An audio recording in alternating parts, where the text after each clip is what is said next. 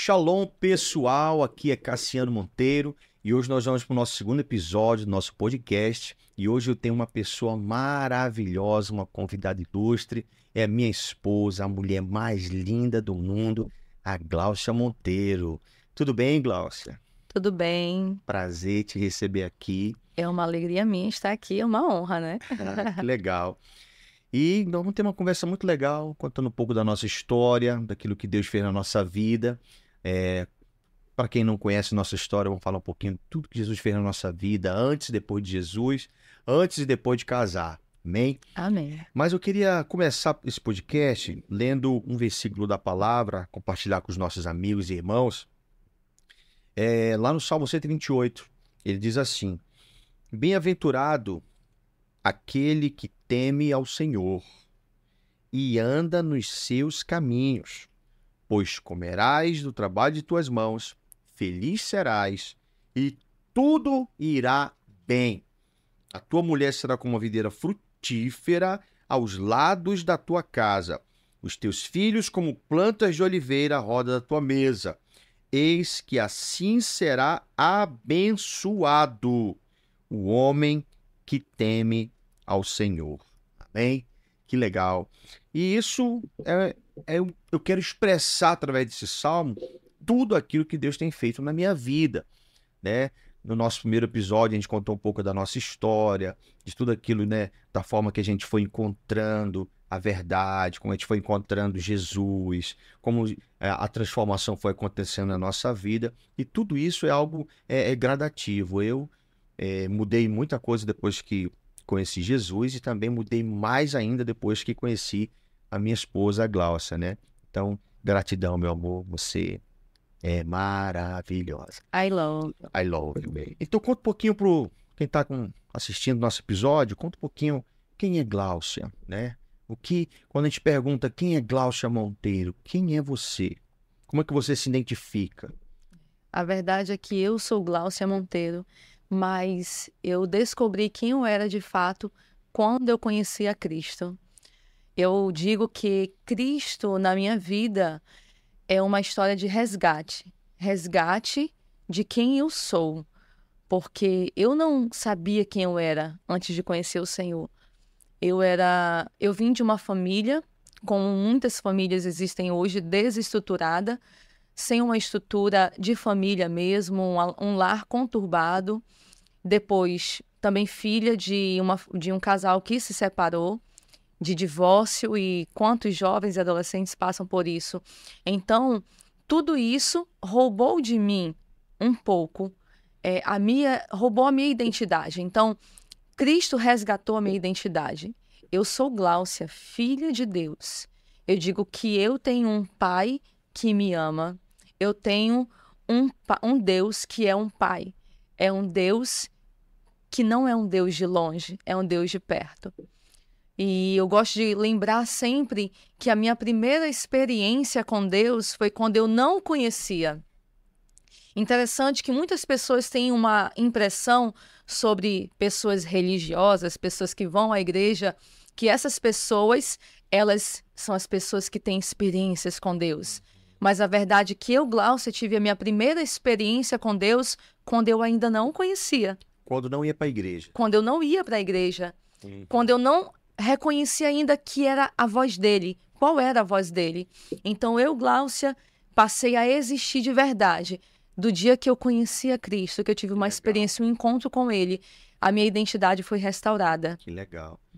Então, assim, você disse que teve um encontro sem ir para a igreja, mas você não teve nenhum mínimo contato, algo que te levou a ter esse encontro, porque para esse encontro a gente teve uma busca, né? Uma oração, um clamor, sei lá o que, um choro. Então, como que se deu esse teu encontro? Fala um pouquinho da tua vida, assim, antes e a tua vida a partir desse encontro. Certo. Eu estou até feliz de estar aqui, porque se fosse há um tempo atrás, eu ia negar esse momento. Mas eu entendo que um dia o Senhor falou ao meu coração que a minha história tem um valor e que a minha história tem um propósito. Quando você não sabe quem você é, você acredita que você está aqui e você não sabe nem para que você está. É como se a vida não tivesse sentido. Eu nasci em um lar aonde fui muito amada pelos meus pais. Mas os meus pais também têm uma história. E às vezes nós não compreendemos os problemas que nós passamos dentro do seio familiar. Nós ficamos com as memórias ruins e traumáticas, mas os nossos pais têm uma história, eles nos amam. E quando acontece de acontecer feridas e traumas dentro de casa, não é porque o pai e uma mãe não amam muitas vezes, mas é porque eles também precisam ter a identidade restaurada, ter uma história restaurada. Então, assim, eu cresci no lar dessa forma, em resumo, e eu tinha muita dificuldade com a questão de ter firmeza, de me sentir segura, de me sentir apoiada, protegida, mesmo tendo pais. O meu conflito maior já foi na fase da minha segunda infância, de 7 anos em diante. Com 8 anos, meus pais se separaram e o meu pai era tudo para mim, minha mãe também era a minha vida, e eles se separaram. Daí por diante, de 8 até os 12 anos, eu me perdi no meu emocional, com tantas dificuldades que nós passamos em casa. Então, nesse período, eu ainda continuava tendo um contato com os meus pais. Até que meu pai teve que ir embora de Manaus, quando eu já estava com 11 anos. E a minha mãe também reconstruiu a vida dela com uma outra pessoa. E também foi embora de casa nesse momento. Então, na minha pré-adolescência, transicionando para a adolescência, eu fiquei um período morando eu com meu irmão na casa conjugada, ao lado da casa da minha avó. Meu irmão devia ter uns 20 anos, eu acredito. Né? Não tenho exatamente, meu irmão é mais velho do que eu, ele já estava noivo, prestes a casar, morávamos eu e ele. E eu era uma adolescente, 11 para 12 anos. E foi a pior fase da minha vida. Eu fiquei num estado de depressão, só que quem olha para um adolescente não sabe que adolescente, naquela época, passava por depressão. Porque Sim. Adolescente não tem problema. E nem se falava muito sobre Não isso. se falava sobre isso. Adolescente não paga conta, adolescente não tem responsabilidade em casa, não tem por que ter depressão. Mas hoje eu reconheço, eu levantava da cama porque eu tinha que levantar, mas a vontade que eu tinha de ficar ali. Até que um dia, em uma noite, eu vou contar a experiência que eu tive, em uma noite que eu estava no meu pior momento, meu irmão demorou a chegar do trabalho, ele do trabalho foi para casa da sua noiva e ele demorou muito a chegar. E eu lembro que já era 11 horas da noite, eu estava sozinha em casa e eu entrei numa dor profunda que eu pensei naquele dia em me matar. E eu não sabia como eu ia me matar. Eu pensei em várias formas de como eu me mataria. E eu fui procurar remédio. Eu digo, não, vou me matar de uma forma que não tenha tanta dor. Eu vou me matar de uma forma que seja rápida, né? Mas que eu não sinta dor. Eu digo, eu vou tomar vários remédios. Fui no armário, não tinha nenhum remédio. Porque Puxa vida. a pindaíba... A mãe levou tudo. Levou tudo. A dificuldade era grande, que até remédio para se matar não tinha. E aí eu pensei, então, eu posso me enforcar? E eu pensei em várias formas. Isso não vem ao caso. E depois eu fiquei ali naquele sofá, calculando e chorando copiosamente, com uma dor profunda no meu ser. E quando eu já estava no meu estágio, como se fosse quem passou por depressão, vai entender o que eu falo. Como se eu estivesse caindo cada vez mais num poço bem fundo e eu não conseguisse sair de lá. E eu chorava e era tudo escuro.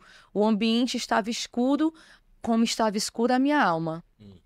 E eu, no meu interior, eu sabia que existia Deus. Porque eu fiz... eu tive acesso à Bíblia, não religiosamente de ir para a igreja, mas eu tive acesso à Bíblia. E eu lembro que quando eu já estava no meu último estágio de dor, dizendo no meu íntimo, eu não quero morrer, mas para mim a morte seria a solução. E aí eu vi uma voz lá no fundo gritando, tia, tia. E aí parece que aquela voz foi puxando a minha atenção e foi trazendo a minha mente de volta para onde eu estava, naquela sala, naquele sofá. E aquela voz dizia, tia, e aquela voz atrapalhava o meu plano de dar fim com a minha vida. E aquela voz me puxou e não deu seguimento ao meu pensamento de me matar. Eu disse, não, deixa eu ver quem é. Era a minha sobrinha gritando por mim na porta da minha casa. A minha sobrinha era bem pequena ainda, devia ter por volta de 5, 6 anos. E ela gritava, tia, abre, abre. E eu dizia, vai-te embora, vai lá pra vovó, eu não quero falar, me deixa sozinha. Ela, abre. Ela não ia sair de lá. Eu tive que abrir a porta, abri, e ela entrou na minha casa, foi pra minha sala, e eu chorando dizia, minha filha, vai embora, vai lá com a sua avó, deixa a tia sozinha aqui. E ela disse assim, tia, por que você tá chorando? E eu falei, porque eu quero morrer, eu tô muito triste. A tia tá muito triste, deixa a tia sozinha. E ela me abraçou bem apertado, e ela segurou as minhas mãos. E ela disse assim pra mim, tia, eu estou aqui com você. Eu não vou deixar você. Você não está só. Eu amo você. Só que é como se não fosse mais uma criança de 5 anos. Era como se fosse uma pessoa muito convicta de quem era. E quando ela disse, eu não vou sair daqui. Você não vai mais ficar só. Eu nunca mais vou te deixar. De alguma forma, naquele dia, Deus falou comigo. Eu não tinha... Você interpreta essa atitude dela como algo amando de Deus, assim, Sim. ela foi usada por Deus naquele momento. Sim. Tem uma passagem na Bíblia que diz que da boca das crianças saiu perfeito louvor. Eu sei que naquele dia saiu um perfeito louvor da boca dela, de resgate, de amor pela minha vida. Eu senti naquele momento um amor sincero que vinha dela. A percepção que você tem, então, que daquele momento as coisas começaram a mudar? Daquele momento as coisas começaram a mudar. O único momento que eu tinha pisado em uma igreja, eu tinha 8 anos, que eu fui com uma coleguinha e era um culto, mas foi algo que foi só uma visita. Nunca tinha ido, nunca tinha lido a Bíblia. Tinha Bíblia em casa, como muitas pessoas têm o costume de ter Bíblia em casa, deixa aberta no Salmo 91 lá em casa, tinha uma Bíblia. Nunca tinha lido a palavra, mas... foram várias etapas da minha infância e na minha adolescência que eu queria que o Senhor restaurasse a minha família, que o Senhor restaurasse, curasse o meu lar. Não falava com essas palavras, que eu não tinha esse conhecimento, mas era a vontade que eu tinha de ter uma família saudável, uma família feliz, de ter alegria. E naquele dia, no momento que ela falou aquelas palavras, eu posso dizer que, como no estalar de dedos, era como se uma mão tivesse me tirado daquele poço escuro, eu tivesse respirado e o ar saiu dos meus pulmões com mais leveza. Eu abracei, ela me abraçou e a vontade de me matar foi embora. Eu não sabia o que eu queria dali por diante e eu nem sabia o que ia acontecer. Mas uma coisa eu sabia, que eu não queria mais me matar, porque o abraço dela tinha tanto amor que eu pensei, eu não vou mais me matar. Então, Curou, né? Curou. O amor, ele tem esse poder de curar. Foi um amor direcionado através de uma criança, mas eu me senti amada por aquilo, por aquele abraço que eu recebi. E o abraço é terapêutico, o abraço cura. Ela me abraçou por um bom tempo e eu fiquei ali. Não foi o abraço de quem eu queria. Não foi o abraço de uma pessoa que pudesse ali me medicar, me orientar, me aconselhar. Foi um abraço inocente e puro. Mas era o abraço de Deus. Sim. E dali por diante começou um processo na minha Deus vida. tem suas formas de se manifestar para nós. Sim, Deus tem tem suas inúmeras formas. Deus pode falar num vídeo, pode falar através de uma criança, né? Pode falar através de um sonho. Deus é maravilhoso. Assim como Deus chamou a atenção de Moisés através de uma sarça pegando fogo e não nos consumia, Deus, na Bíblia a gente vai ver inúmeras vezes Deus se manifestando para os homens de alguma forma. E essa foi a forma que Deus encontrou de, naquele momento, trazer cura. Né? Como você disse, não era quem você queria. Você queria ali seus pais, sua mãe, seu pai, mas aquela foi uma experiência, né? Uma experiência, Deus manifestando, eu estou aqui. Foi a minha primeira experiência com Deus. Era o próprio Deus. Hoje eu reconheço. Salmo 139 diz, no versículo 13 em diante, fala que o Senhor, Ele me criou no ventre da minha mãe. E ali Ele me teceu, ali Ele me formou. No íntimo da minha mãe, Ele me criou de uma forma maravilhosa, admirável. E o Salmo continua dizendo, eu deixei a Bíblia aberta em cima dele porque é o Salmo da minha vida. E diz que as obras de Deus são maravilhosas. E antes de eu existir, todos os dias da minha vida estavam contados no livro de Deus sobre mim. Aquele dia o Senhor disse, você não vai morrer. Você não vai morrer. Eu tenho uma história para você. Que legal. Cassiano foi resgatado da lama, do crime, das drogas, e a Gláucia foi resgatada da depressão, da escuridão. E Deus, ele une propósito, ele une vidas. E o Senhor fez isso com a gente, né, amor? E quantos anos você tinha nessa época? Eu tinha 12 anos. E como que se deu esse processo de você ter um envolvimento com a igreja, começar a ir para a igreja? Como é que foi isso? A partir daí, a partir dessa noite, o Senhor tinha um plano traçado, como diz a palavra, tinha uma história escrita para mim. Eu conheci uma pessoa, a Regiane, e ela me convidou. Quando ela viu a situação que eu estava, ela me viu. Eu digo que Deus me viu, porque eu era uma adolescente, eu era pobre, eu era magrelinha. Quem vai se importar? Magrelinha do joelhão. Do joelhão, assim, de relógio, né? E quem vai olhar para um adolescente? Quem olha para alguém que ninguém está percebendo? Deus olha. Deus olha para as pessoas que são insignificantes. A Bíblia diz que Deus escolhe aqueles que não são para que eles sejam. Deus escolhe as coisas loucas para confundir as sábias. Então, Deus escolheu a Gláucia quando nem ela sabia quem ela era.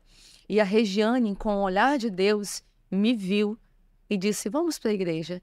E ela falou, eu conheço alguém que pode te ajudar. Jesus. Jesus, quem é Jesus? Eu nem sabia quem era Jesus. Mas, enfim, ela me levou à igreja, me evangelizou, falou do amor de Deus para mim, me amou também, cuidou. Foi uma pessoa que foi muito amiga, segurou na minha mão nessa minha adolescência e me conduziu nos meus primeiros passos até Cristo, até conhecer a Bíblia, ser discipulada pela palavra. E a minha trajetória começou assim. E aí vem um processo de cura imensa na minha jornada de resgate de identidade, porque alguém que cresce em lares conturbados, uma coisa que perde é a identidade. Eu não sabia quem eu queria ser, eu não tinha propósito de vida, eu não tinha perspectiva de vida, e eu costumo dizer que tudo foi planejado, porque até o meu marido, né, esse homem bonito que está aqui comigo, foi Deus quem colocou ele na minha vida, porque ele cresceu com as suas dificuldades, mas ele sempre, ele conta sobre a vozinha, que foi uma mulher que amou a vida dele, que incentivou a ele a ter sonhos grandes. Ela impulsionou ele a esses sonhos. E quando eu conheci Cassiano, eu fui impulsionada a viver. Toda a minha adolescência foi resgatada ao amor. Eu me senti amada, cuidada, sabia que eu tinha um pai, sabia que agora eu não estava mais só. Eu tinha um Deus. Mas quando eu conheci meu esposo, eu não queria casar cedo. Você vem de dificuldades familiares, tudo que você não quer é casar. São traumas, né? São traumas. Mas eu casei tão cedo. O meu projeto não era casar, nem tão cedo. E eu casei com 19 anos. Então, a gente se conheceu, era o quê? Tu tinha 16 anos, né? 16. Nós nos vimos pela primeira vez. Foi. A gente tem uma diferença de 5 anos, não é isso? Sim. E você sabe contar melhor a história de quando nós nos vimos pela primeira vez. Então, dos 12 até os 16 que a gente se conheceu, como que foi tua vida na igreja? Como é que tu conseguiu superar essa questão dos pais? Qual era essa questão? Poxa, começou a ir para a igreja, começou a participar de grupo de jovem. Dos grupos familiares, Sim, né? Eu comecei na minha igreja, quando eu cheguei, eu fui para grupo familiar. Eu não tive muito contato com jovens. Pessoal, o que é o grupo familiar aí? Grupo familiar é uma reunião familiar, né, de pessoas, pai, na igreja, mãe, na casa. Na igreja, na casa. Pessoas adultas, mas de diversas idades. Não era só jovens, aonde eles compartilham a palavra de Deus. Tem um momento que eles cantam hinos, oram juntos, comemos juntos. É um ambiente bem familiar, bem informal, com o propósito de fortalecer a fé um dos outros, de se edificar. Então, esse foi o meu primeiro contato. Fui a uma igreja e naquele momento que eu entrei na igreja, eu já fui, de alguma forma, alcançada por aquele ambiente de palavra, uma palavra de cura, uma palavra de vida, que é a Bíblia Sagrada. Pastor apóstolo Raimundo Miranda. Apóstolo Raimundo Miranda, Bispa Malena, olha, Bispa dá um Malena. abraço aqui para o apóstolo, para a bispa. Nós vamos agendar, meu apóstolo, uma conversa aqui também para contar a sua história. A história dele também é sensacional. Sim, Uma história verdade. muito legal. Vocês vão gostar também. Vocês vão conhecer o apóstolo Raimundo Miranda.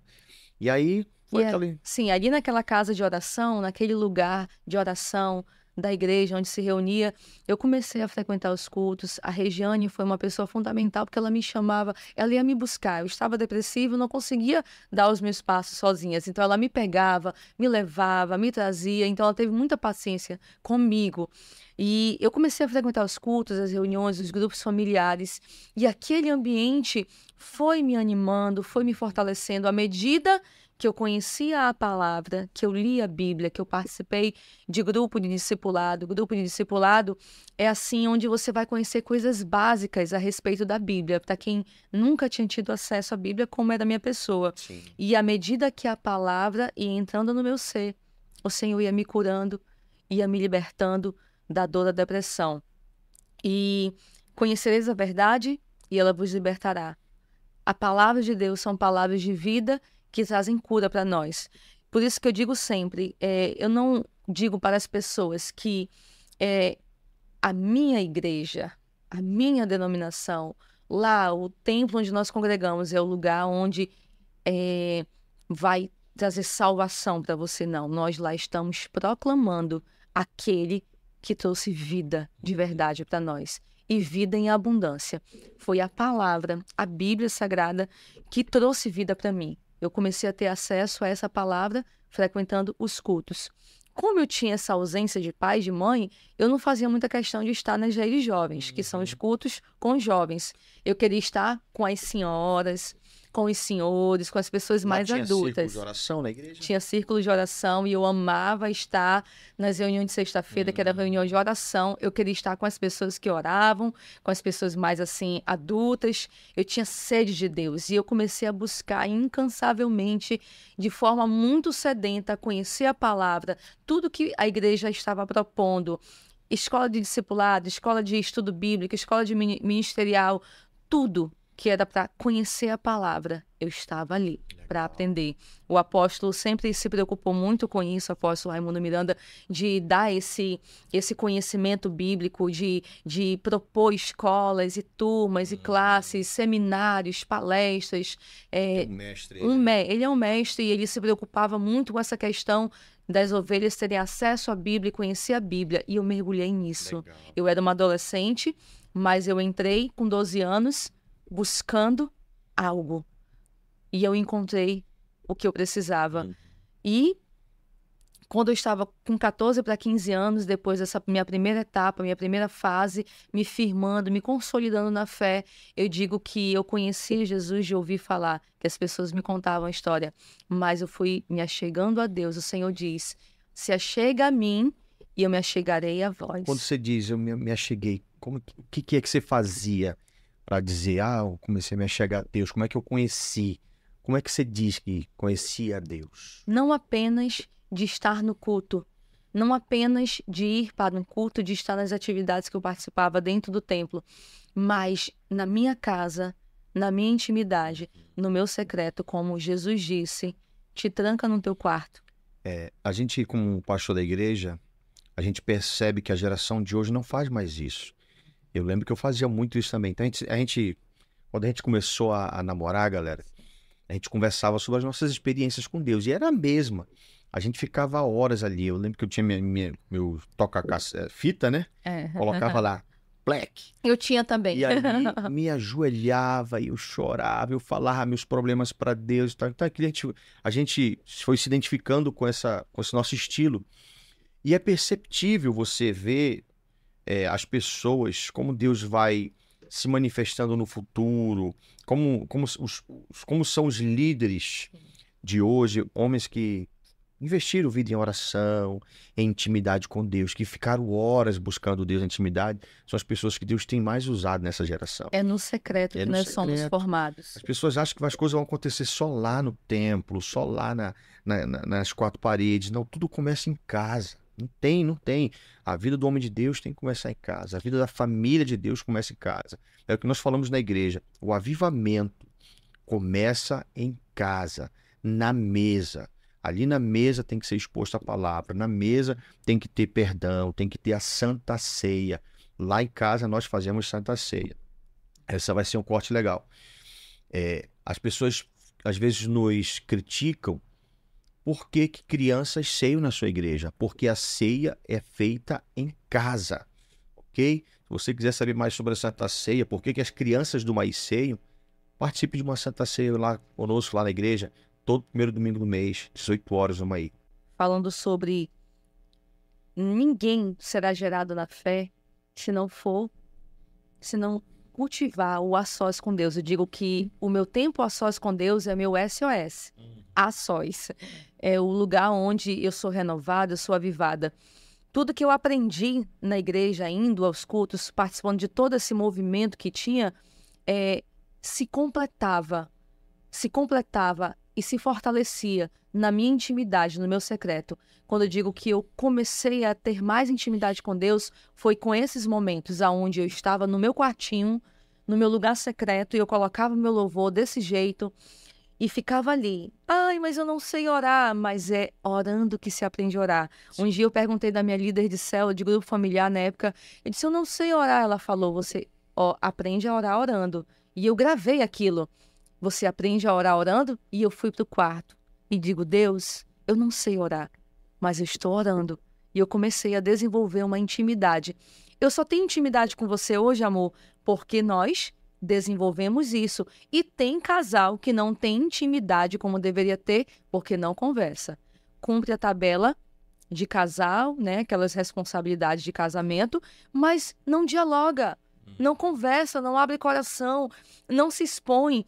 Eu conheço meu esposo, a história dele é de todas as formas. Ele nunca me escondeu nada, ele sempre me expôs tudo. Para mim, ele sabe que ele pode contar comigo, eu sou a melhor amiga dele. E eu tô aqui para ajudá-lo, não para apontar as falhas dele e vice-versa. Então foi assim que o meu relacionamento com Deus foi desenvolvido, no secreto, conversando. E conversando mesmo. Eu ficava ali no quarto e quando não sabia mais o que falar, o que chorar, eu dizia, tá, pai, eu tô aqui, Deus. Vamos conversar. E depois eu ia para a Bíblia. E abria a Bíblia e começava a ler a Bíblia, ler a Bíblia. E assim eu fui tendo experiências sobrenaturais. Deus falando comigo na palavra. Eu lembro que Deus falou uma vez comigo em Isaías 54, dizendo, numa madrugada que eu estava chorando muito, e naquelas crises, né, de existência, crises existenciais, eu disse, Deus, e agora? Eu estou aqui só. De novo, mesma história com Deus, e o meu pai lá me ouvindo. Eu amo falar comigo, Senhor. Eu abri a Bíblia em Isaías 54, me dá uma palavra para minha vida. Quando a gente não frente fala muito isso, né? Sim. Fala comigo, Senhor. Fulano matou os filhos. Não, Senhor, fala outra coisa. Mas nesse dia o Senhor viu a minha sinceridade, né? E ali eu disse, Deus, eu quero uma palavra para minha vida. Eu tô aqui, eu e o Senhor. E aí eu abri Isaías 54 e o Senhor disse, eu sou teu marido. Eu sou o teu Criador, o teu Redentor, o Santo de Israel. Eu te chamei como uma mulher triste e desamparada na tua mocidade. Eu sou o teu marido. Puxa, aquele impacto aí, pronto. Aí vem aquele choro de alegria. E aí, nossa, quando a palavra salta da Bíblia, do livro, do papel e entra no coração, vai no espírito, eu fiquei, eu tenho um marido. O que é um marido? A Bíblia diz que o marido ama sua esposa, deve amar sua esposa como Cristo amou a igreja. Como Cristo amou a igreja, dando a vida por ela.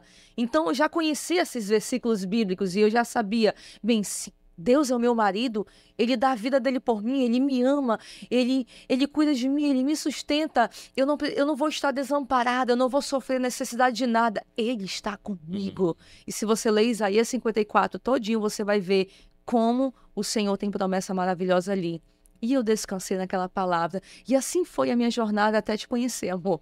Foi de muitas madrugadas, de muitas tardes. Não era a sessão da tarde que eu ficava ali gastando os meus dias. Eu gastava meus dias no secreto. Eu aproveitava meu tempo livre, né? O tempo de pouca responsabilidade com relação a emprego, a conta, a boleto. E gastava ali meu tempo sendo consumida pelo amor de Deus e me alimentando desse amor e sendo restaurada e sendo fortalecida. E eu cresci. Essa foi a minha base. Oração e leitura bíblica. E não tem segredo. Você que quer é dizer, eu quero crescer na fé, eu quero ser usado por Deus, eu quero ser um instrumento na mão de Deus, eu quero fazer grandes coisas Qual era teu nessa maior terra. sonho, assim, ser missionária, pastora? Eu queria ser missionária, eu queria Missionária. morrer em campo missionário Meu por Deus. amor à obra de Deus. Na África. E eu queria casar no campo missionário. Eu queria primeiro fazer muita obra de Deus na África, no lugar mais distante, mais difícil. E aí eu casei com 19 anos, né? E que legal, então bora falar da nossa história, né? Sim, da nossa história. Então me dá um pouco da tua água. Ah, tá, tu já botou tudo. Já adotonei tudo aqui. Então, assim, Nem fechando, precisa cortar, tá, amigo? a melhor coisa para você crescer e alcançar... eu quero ser usada, quero fazer grandes coisas. Começa fazendo uma grande coisa, orando e lendo a tua Bíblia. Orando e lendo a Bíblia. Gente, foi uma adolescência inteira, Legal, uma juventude inteira, orando e lendo a Bíblia. legal. Talvez você diga, nossa, a Gláucia é maravilhosa, a Gláucia faz isso aqui tão legal, mas começou aqui. Tudo tem uma fase, né? Eu lembro Sim. que na época que eu mais buscava a Deus, assim, que eu chorava, que ele se derramava, a gente de alguma forma ou outra, a gente apresentava tudo aquilo para Deus, mas às vezes, assim, como digo, tudo é uma fase, né? Hoje a gente já tem um relacionamento diferente com Deus, Sim. mas assim, nessa minha fase que eu tinha toda eu buscava, tinha essa intimidade, mas eu ainda não tinha aquela firmeza. Eu não sei o que faltava, às vezes acredito que faltava praticar mais, esforçar em praticar aquilo que a gente vai lendo e aprendendo, né? E depois disso que eu me reconciliei, que aconteceu tudo aquilo, e eu não contei no episódio passado, né? No episódio passado, de uma situação que aconteceu. Vou já contar a nossa história, tá, gente? Porque a nossa história tem esse ponto que e assim, é o X da questão, onde tudo aconteceu. Eu já tinha me reconciliado com Jesus lá, em 2001. E aí, tava todo endividado e tive uma proposta de um amigo para vender droga. Pra pegar, não é vender não, é para pegar, para buscar uma mercadoria lá em Tabatinga.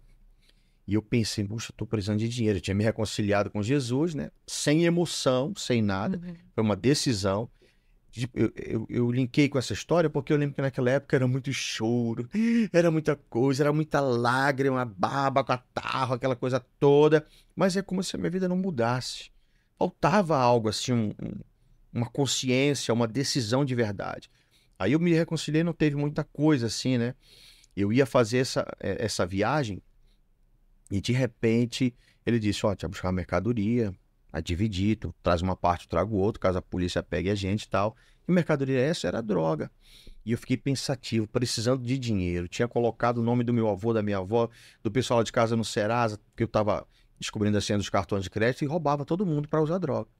Aí o amigo disse, vamos lá, vamos pegar, vai ser um dinheiro bom e tal, dá pra gente levantar um capital legal. E eu pensei, meu Deus, acho que eu vou fazer isso daí. Fui para casa pensativo, deitei na cama e aí me veio a ideia, né? Vou orar. Senhor, meu Deus, me ajoelhei. Senhor, tu sabe que eu tô precisando desse dinheiro, Senhor. Por favor, abençoa esse tráfico, meu Deus. Aí orei e disse, se o Senhor abençoar esse tráfico, fizer que dê tudo certo, eu prometo pro Senhor que eu vou dizimar. Oh, Deus.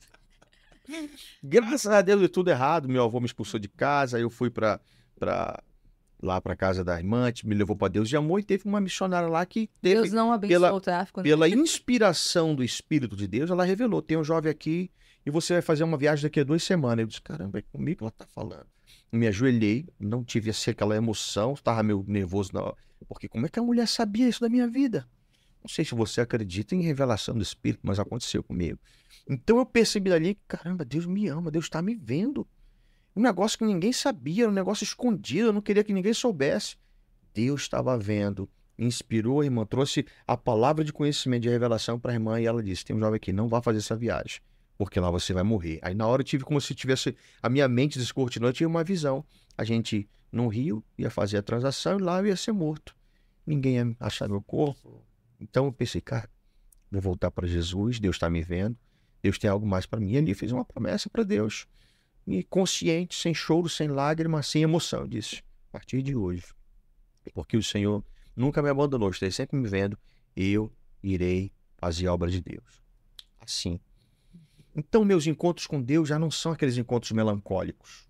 São encontros de gratidão, sabe? De adoração. Eu já não fico mais só me derramando.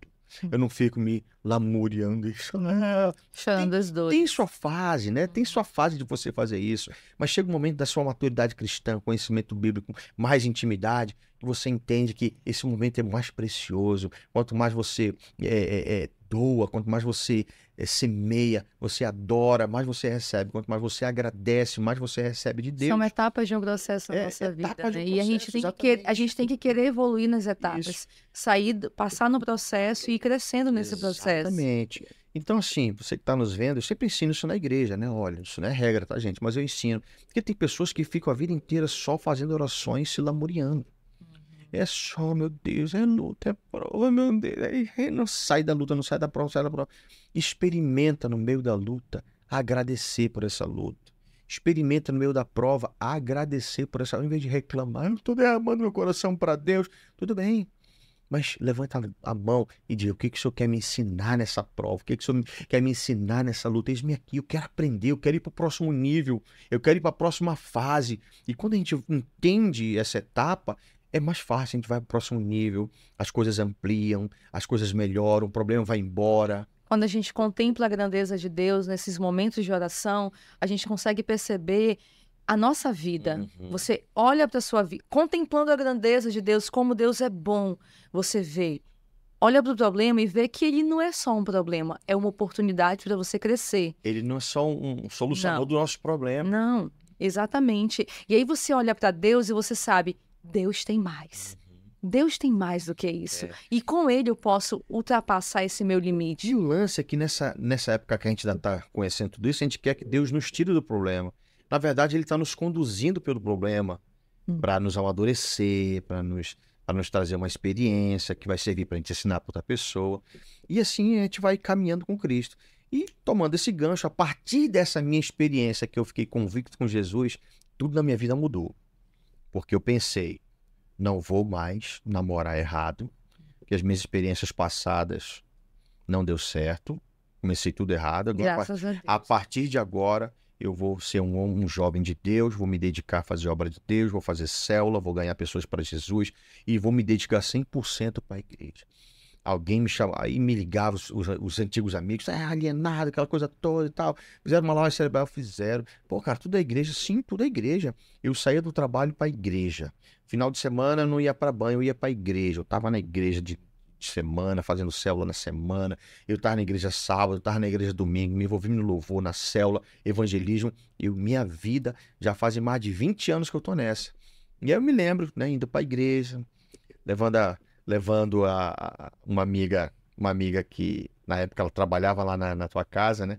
Para você que não nos conhece ou não conhece nossa história, vou contar, para quem não nos conhece, tá bom? Eu vou contar um pouco da nossa história, ok? E essa história é muito legal, tava saindo de um culto e tinha uma amiga, nós tínhamos uma amiga em comum. E aí ela morava muito longe da igreja, acho que dava mais de 1 quilômetro assim, bem mais. E ela passava o final de semana lá em casa. Uns 2 quilômetros. Ela passava o final de semana na casa da Gláucia. E aí, poxa, bora levar ela em casa. E sempre ela também tinha uma estratégia para não andar sozinha isso tudo.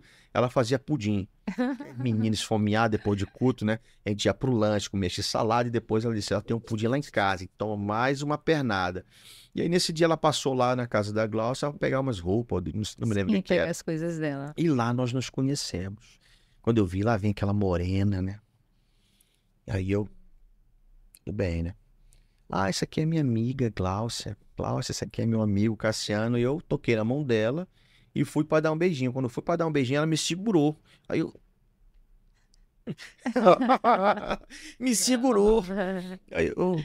Ela se paz. E eu Sem beijinho. Né? Sem beijinho. Eu fiquei encantado, né? Poxa, que morena bonita, né? E eu olhei aquele rapaz assim, todo fortinho, né? Malhado, macacão jeans, blusa amarela, com um cachorrinho aqui, tênis amarelo. Não sei, era Red Nurse, aquela... a blusa não era nem minha, era a blusa do meu irmão, do Cássio, né? E aí, só que eu não gostei do jeito dele, que eu achei ele muito atirado, né? Queria dar um beijinho no rosto, mas assim... Eu olhei tudo e o coração bateu forte também. Olha Só que que eu legal. também já sabia o que eu queria. E eu queria servir a Deus e o meu foco não era esse. Não É. era ficar paquerando e A tal, parte mais namorando. interessante é que eu fiquei com aquilo, né? Me apressei, comi, eu podia apressar, voltei para casa. Para você que está nos vendo, eu não sei como que você se relaciona com Jesus, mas eu vindo de uma vida desregrada e tal, tinha aquela palavra, aquela gíria. Eu entrei em casa, eu entrei pela porta, passei pelo meu quarto, a primeira coisa que eu fiz foi me ajoelhar na beira da cama. Lembro como se fosse hoje, eu ajoelhei na beira da cama e disse: Jesus, arma com aquela gata lá para mim, Jesus. E demorei assim uns 3 segundos e comecei a rir. Jesus, o senhor só entende o que eu quero falar. E deu tudo certo. Jesus é o meu melhor amigo e ele armou com aquela gata lá. E a gente começou, depois de um tempo, fiquei orando por ela, né? Uns meses orando. E entrei em contato de: "Olha, eu tô orando por ti e tal, tô gostando e tal. Vamos orar?" Ela: "Vamos", e ficamos orando um bom tempo. Um ano orando, gente. Um ano orando sem se ver. Ela na igreja dela, lá no Ministério Deus Vivo. Eu naquela igreja, na minha igreja, na Assembleia de Deus. E depois de um ano a gente decidiu fazer um almoço para as nossas famílias e para os nossos líderes, nossos pastores. E fizemos aquele almoço lá, nós oficializamos o nosso relacionamento, né? Um relacionamento saudável, sem beijo na boca, sem ficar se Uhum. abraçando, sem ficar se abrasando. E foi Era um isso. compromisso, a gente fez Era um um compromisso de compromisso. oração e Exatamente. de oração mesmo, Exatamente. porque o jovem diz assim: vamos orar para ver, né? E não ora, só É, diz vamos orar. é, Mas de fato nós oramos um ano depois que nós nos vimos pela primeira vez, nós não assumimos nenhum compromisso, nós oramos. Meu é. coração bateu forte, não quis admitir na época que o coração bateu forte, até porque eu orei também para Deus. Quando eu entrei em casa, eu disse: Deus, aquele rapaz é bonito, mas esse não é meu foco. Eu quero servir ao Senhor. E eu tinha esse hábito, essa firmeza de guardar o meu coração, porque às vezes a moça hoje é muito assim, é tudo muito liberal. Mas eu ainda acredito que o nosso coração deve ser guardado. E é por isso que muitas moças, muitas jovens sofrem, porque elas acham que estão usando alguém, que estão curtindo, namorando ali, namorando aqui, mas na verdade não está. Bom mesmo é você amar alguém, você firmar uma aliança com alguém, ser amado por essa pessoa e juntos eles caminharem em Deus. É. Então, eu não queria entregar meu coração para ninguém e fiquei durante esse período de um ano orando pelo Então as Cassiano. etapas foram assim, né? Foram Uhum. 6. Não, foram 6 meses orando sem nenhum compromisso, né? Sim, Depois a gente decidiu fazer a oração oficial. oficial. Então foram ali mais 6 meses, não foi isso? Que nós Foi. estamos orando e tal, para. Beleza. Ah, Então isso foi um ano já. Depois que a gente oficializou, foi mais um ano, mais um ano. né? Mais um ano e uns quebradinhos aí. E Mais foi anos. quando eu fui congregar com você. Isso, aí foi Uhum. congregar comigo, ficamos. Então nós tivemos um total de um ano e meio orando oficial. Sim. Então, 2 anos e meio. Então, aí a gente decidiu, poxa, vamos logo casar. E a gente marcou o casamento para 6 meses, né? Sim. Passou uma semana, a gente pensou, poxa, mas 6 meses? Vamos marcar para 3. Então a gente noivou e casou em 3 meses. E, cara, hoje foi uma construção, né? Porque a gente tinha aqueles planos assim: não, legal, nós vamos estudar, vamos se formar na faculdade, arranjar um bom emprego, vamos comprar uma casa, Casa. né? Casar e depois comprar um carro. E foi tudo ao contrário. Foi. Casamos, compramos carro, É. compramos a casa, vendemos a casa para investir na igreja. Sim. Mas o E a importante. verdade, eu falei sobre isso. Foi necessário ser dessa forma, porque para quem não te conhece, não conhece a nossa história, eu falei que Deus resgatou, resgatou e me restaurou a minha identidade de filha de Deus. Eu tinha e tenho um Pai celestial que me ama. Mas uma pessoa que não tem convicção de quem é, não tem identidade, não tem plano de futuro. Eu não tinha plano de futuro. Eu não tinha, não almejava um futuro para mim. Eu não sabia por onde começar. Quando eu casei com você, você sempre foi meu maior incentivador aos meus sonhos. Eu não fico falando isso para todos os cantos, mas com quem eu tenho oportunidade eu falo. Você me incentivou a fazer uma faculdade, me incentivou a aprender a dirigir, como me incentivou, né? Me incentivou a fazer uma pós, me incentivou a estudar, a crescer, a desejar ter uma profissão, me incentivou a ir para o método CIS, né? E muitas vezes que tu me incentivava as coisas, eu resistia. Incentivou a viajar o tempo todo. Me incentiva a muitas coisas, né? E aí eu vi que você era fundamental para que eu crescesse. Como é que a gente ia conquistar tudo isso, tu de um lado e eu do outro? Nós unimos a nossa vida, nos tornamos uma só carne e isso nos fez crescer muito mais do que cresceremos separados. Interessante que as pessoas elas pensam que a conquista do casal são bens. Depois a gente percebeu que a nossa maior conquista foi a interação, o crescimento espiritual dos dois. Para quem não sabe, nós, assim, nunca, no namoro, nunca brigamos, nunca teve cobrança no namoro. Não. Onde é que tu tá? O que tu tá fazendo? Com quem tu tá? Isso nunca existiu. Porque não tinha responsabilidade de casal entre nós. Exatamente. E depois nós passamos por uma fase muito difícil. Nossa primeira briga aconteceu com 7 meses de casado. E daí parece que o negócio desandou. E foram 5 anos de briga, de coisas horríveis, de mal-estar, de azia, a um ponto que eu disse para ela, poxa, eu não quero mais estar De muitos casado. ajustes, né? Aparando as arestas. Não, até 5 anos a gente ainda estava, sei lá, a gente não tinha esse entendimento. Aos 5 anos a gente percebeu que precisava... Ajuste não, adaptação. De adaptação, e os ajustes começaram depois. Sim. E aí os 5 primeiros anos, nossa, foi assim, terrível. Juntando tudo, foi isso. E aí numa conversa a gente pensou, poxa, eu queria separar aquela coisa toda, né? O homem quer logo resolver dessa forma, e ela, não, vou lutar pelo meu casamento. Eu pensei, tá bom. Só que a gente precisa agora de ajuda. Aí eu comprei CDs de casais, comprei DVDs, comprei livros. Então eu fiz um investimento alto e a gente começou. Ela lia um livro, eu lia outro, depois a gente trocava via DVD. E foram anos e anos, assim, de ajuste. 5 anos de guerra. E os próximos 5 anos de ajuste, de consertos. Sim. E o bacana de tudo, e depois disso a gente fez a nossa renovação de aliança aos 10 anos de casado. E ali a gente já estava prontos para um recomeço mesmo em Deus. E agora a gente está fazendo 18 anos de casado, né? Então esses próximos anos têm sido maravilhosos para nós. Pelo menos na minha experiência tem sido assim, Na minha também. os melhores, né? Melhores anos de casado que a gente tem tido. Nossa primeira fase do nosso casamento foi formando um solo, formando o fundamento mesmo ali. E nosso fundamento foi o amor. Nosso relacionamento começou em Cristo e por causa desse nosso compromisso em Cristo, Cristo é a rocha, o nosso casamento também estava sobre a rocha. E se Deus é amor, o amor ele jamais acaba. Mas foi necessário esse amor ser superior aos conflitos, às guerras, às decepções, às mágoas, mas tudo isso foi necessário. E a gente pode dizer hoje que nós nos amamos, porque às vezes o casal quer dizer que se ama, mas nunca passou por uma guerra. E quando passa por uma guerra, diz, quero separar, quer quebrar a aliança. E é necessário passar pelas guerras, porque hoje nós somos mais fortes. E eu não te amo porque tu é perfeito, tu não me ama porque eu sou perfeita, mas porque nós nos completamos e em Cristo nós buscamos isso. Qual é o conceito que as pessoas aí entendem de amor?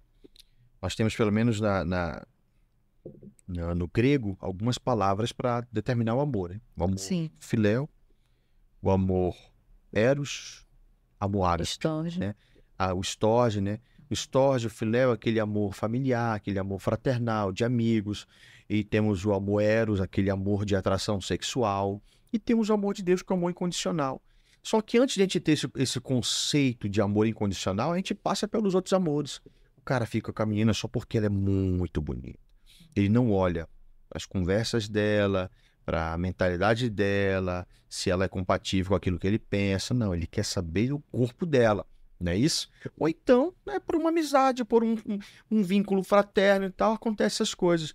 Mas o verdadeiro amor, o ágape, é o amor de Deus, o amor incondicional. E no início a gente quer assim, né? A gente quer fazer por outro e quer ser retribuído, não é isso? Isso. Isso é normal. Não, não é normal. Quando a gente semeia o amor condicional, Presta atenção, você que está me ouvindo aí. Você semeia aquele amor porque você quer algo em troca. E você vai colher amor condicional. Você semeia amor que impõe condições. Você só vai ser amado da mesma forma. Quando a gente semeia o amor incondicional, o amor de Deus, o amor ágape, nós colheremos o amor incondicional. O que é o amor incondicional? O que é a graça de Deus? É o favor imerecido. O amor incondicional, ele faz por mim, faz por você aquilo que a gente não merece. E não fica esperando nada. Isso. E quando eu era um cara muito bruto, né? Depois a minha esposa, a mulher sempre, ela aprende mais rápido algumas coisas, né? E ela começou a me tratar. Quando a gente não tinha esse entendimento, eu fazia uma brutalidade, ela mudava, não falava. Meu Deus, o castigo do silêncio que a mulher faz nos homens é muito terrível. É melhor a mulher gritar. Melhor te discutir tete a tete, pá, pá, pá, pá, pá. A indiferença machuca tanto quanto uma palavra. A indiferença machuca demais. É. E aí, só que aí depois disso, eu fazia uma brutalidade, ela continuava me tratando bem. Então ela foi semeando durante algum tempo o amor incondicional. E aquilo foi mudando o meu interior. Então hoje, de fato, assim, nós entendemos o que é o amor de Deus, o amor incondicional. É por isso que a gente entende a graça de Deus. E para você que está nos vendo, você precisa conhecer esse amor incondicional. Isso salvou nosso casamento, salvou nosso ministério, salvou nossa vida. Nossa. Isso é algo maravilhoso, a graça de Deus. Tudo vai fluir, tudo volta para a graça, né? Tudo começa em Deus, tudo termina em Deus. É tudo Deus. Porque dele, por ele, para ele são todas as coisas. Exatamente. E hoje eu sou muito feliz de estar casado com você, de estar dessa nossa parceria, né? Eu espero que a gente continue crescendo em graça, crescendo em maturidade, conhecimento, para ajudar outras pessoas, para inspirar outras pessoas. Muito legal esse nome aqui, inspiração, né? Esse nome. Por isso que eu vim para cá, para a gente fazer esse negócio. Porque o lance é a gente ajudar pessoas com a nossa história. Não com o nosso discurso, mas nosso discurso aliado à nossa história, aliado ao nosso testemunho. É isso que vai trazer um impacto na vida das pessoas. Amém? Amém. Vivendo o amor, né? O amor, ele dá frutos. A Bíblia diz que Deus é amor. E nós escolhemos viver Deus, viver esse amor. E o nosso amor tem dado frutos, né? Uhum. Literalmente. O nosso frutinho, que é o Josué. E quem sabe outros, né? Caleb. O Caleb. Caleb é o próximo. E a Vidinha nós não temos o nome, mas o Senhor tem o nome dela. De repente, Glaucinha. E eu digo que nós devemos escolher viver o amor. Viver o amor todos os dias. E o que é o amor? O amor é o que diz Coríntios. O amor, ele não busca seus próprios interesses. E para ter uma aliança no seu casamento, uma aliança com a sua igreja, uma aliança com pessoas que você ama, saudável, você deve decidir amar. E amar é buscar o bem do outro. Amar é servir. Amar é compreender, é ajudar. Amar é perdoar. Você não pode dizer que ama uma pessoa se você não consegue perdoar, né? O perdão também a gente pode contar as outras partes da nossa história em outros momentos, mas o perdão foi algo que curou a nossa vida e que edificou o nosso casamento. Faz parte daquela primeira fase do nosso relacionamento. E hoje isso, para nós, virou uma canção. Sim. Nós cantamos essa canção, a canção do perdão, a canção do amor, a canção da restauração, do resgate das trevas, do resgate do pecado, resgate. Amor, né? Sim, o perdão é uma prova de amor, do resgate da escuridão, da depressão. O amor é uma canção para nós hoje.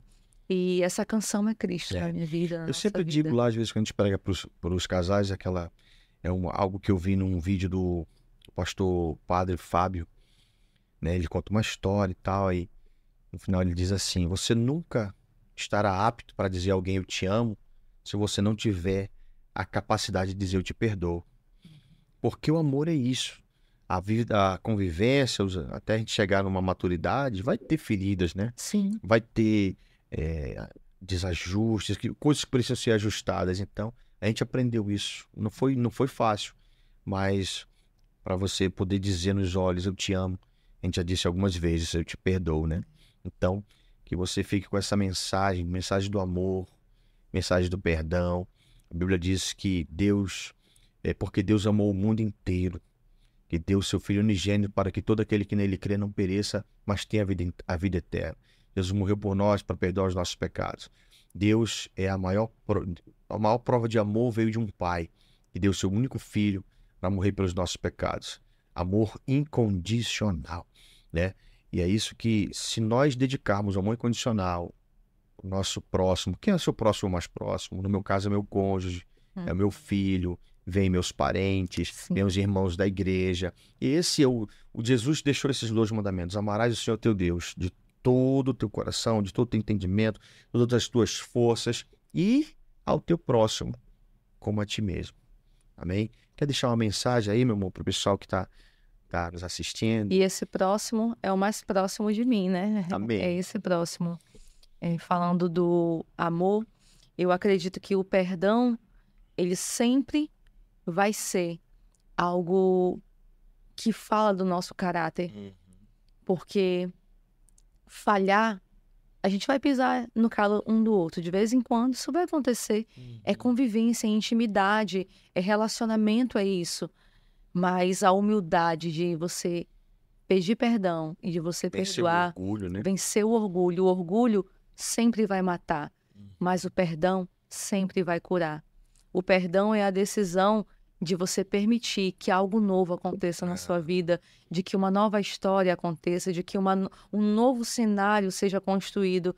E foi isso que Deus fez em nós, foi isso que Deus fez na nossa jornada toda, desde a tua juventude, desde a minha infância, um resgate.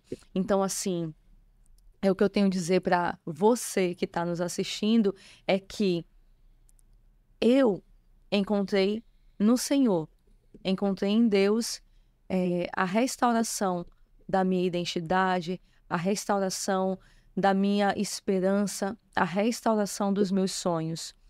E eu decidi mergulhar nesse conhecimento, mergulhar nesse amor. E esse amor que me resgatou foi o mesmo amor que me restaurou. Foi o mesmo amor que construiu sonhos em mim.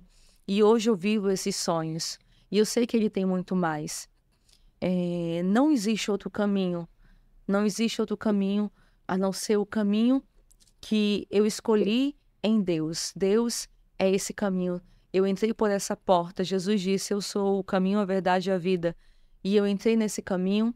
E nesse caminho, que é o caminho do Senhor, o caminho da palavra de Deus, o caminho da vida, eu encontrei uma vida restaurada. Eu encontrei uma verdade que libertou a minha mente, todos os pensamentos destrutivos, pensamentos de miséria, de morte, pensamentos depressivos, pensamentos de que eu não tinha importância. Eu quero dizer para você que você tem importância. Todos têm importância para Deus. E eu não queria terminar com as minhas palavras. Eu queria ler esses versículos que foram os versículos que marcaram toda a minha jornada e que me trouxeram o entendimento de que eu não era qualquer pessoa, que eu não estava aqui sem propósito algum, mas que Deus tinha um propósito. Diz aqui em Salmos 139, tu criaste o íntimo do meu seio e me teceste no ventre de minha mãe. Eu te louvo porque me fizeste de modo especial e admirável. Tuas obras são maravilhosas. Digo isso com convicção. Os meus ossos não estavam escondidos de ti, quando em secreto fui formado e entretecido como nas profundezas da terra. Os teus olhos viram o meu embrião. Todos os dias para mim foram escritos no teu livro antes de qualquer deles existir. Antes de qualquer um dos meus dias existirem, os bons, os ruins, os bem escuros, os alegres, os de muita felicidade, de muita emoção, nosso casamento, o nascimento do nosso filho e tantos outros, todos os meus dias foram escritos nos livros de Deus. E eu quero dizer para você que está nos ouvindo, você também, lá no ventre da sua mãe, foi criado com um propósito. Foi a mão de Deus quem te formou no útero materno. E ali no útero materno, ele projetou a tua história. Então, eu faço para você a menção de um outro salmo que diz: entrega o teu caminho ao Senhor, confia nele, que o mais ele fará. Aquilo que talvez o teu coração abalado pelas guerras, abatido pelas lutas, não consegue almejar, não consegue contemplar ainda, tem um projeto, tem um futuro, tem uma palavra de vida e de esperança para ti. Amém. Amém? Que o Senhor te abençoe. Amém. Obrigado, meu amor. Você que está nos assistindo, ó, Deus te abençoe. Acompanhe os próximos episódios. Vai ter muita coisa legal, muita conversa bacana, muita conversa edificante aqui para nós, tá bom? Ó, beijo no coração. Tchauzinho ali para aquela câmera do meio ali, ó. Tchau, gente. Deus abençoe vocês, hein?